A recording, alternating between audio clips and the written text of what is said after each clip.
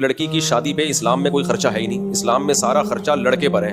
ولیمے کا خرچہ, مہر کا خرچہ, لڑکی پر تو ایک دھیلے کا خرچہ نہیں ہے. میں نے اپنی جب بیٹی کی شادی کی تھی میرا تو 1 روپیہ بھی خرچ نہیں ہوا, حالانکہ میرے پاس پیسے بہت تھے. اور کمال ہے ان دنوں میں نے اپنے گھر کے لیے فرنیچر خریدا. لوگ سمجھ رہے تھے بیٹی کے لیے جہیز خرید رہے ہیں. میں نے کہا بھائی میں اپنی بیگم کے لیے جہیز خرید رہا ہوں, کیونکہ جب میری شادی ہوئی تھی اس میں بہت غریب تھا, تو بیگم کو ڈھنگ کا فرنیچر بھی نہیں دیا تھا میں نے. 2 کمروں کا ایک گھر لیا تھا کرائے پہ, 2500 کرایہ تھا اس کا, اور غریب آباد سے پرانا فرنیچر لے کے ڈال دیا تھا میں نے کہا فی الحال گزارا کرو. تو پھر جب میری بچی کی شادی تھی تو مجھے خیال ہوا کہ اب اللہ نے مجھے گنجائش دی ہے تو میں اپنی گھر والوں کے لیے اچھا فرنیچر اب لے لیتا ہوں, کیونکہ ظاہر ہے شادی ہے تو وہ آئیں گے تو نا, لوگ گھر میں مہمان آئیں گے. تو اب میں اس وقت میں نے فرنیچر خریدا اپنے گھر والوں, اچھا فرنیچر خریدا. لوگ سمجھ رہے تھے میں بچی کے لیے جہیز خرید رہا ہوں. میں کہا نہیں بھائی, ہمیں جو بچی کے لیے سسرال ملا ہے وہ بھی خاندانی ہے الحمدللہ, وہ 1 روپے بھی جہیز نہیں لیتے. اور میں نے ان کو بھی بتا دیا میرے پاس پیسہ ہے الحمدللہ, جب میں اپنی گھر والی کے لیے لے سکتا ہوں تو بچی کے لیے نہیں لے سکتا, لیکن لوں گا نہیں میں. اس رسم کو ختم کرنا ہے, یہ جہیز کی رسم. اتنا کنڈیم کرو اس جہیز کی رسم کو, اتنی حوصلہ شکنی کرو کہ جو جہیز دے رہا ہو لے رہا ہو لوگ اس کو لعنتیں دیں, ابے بے غیرت, ابے بے شرم.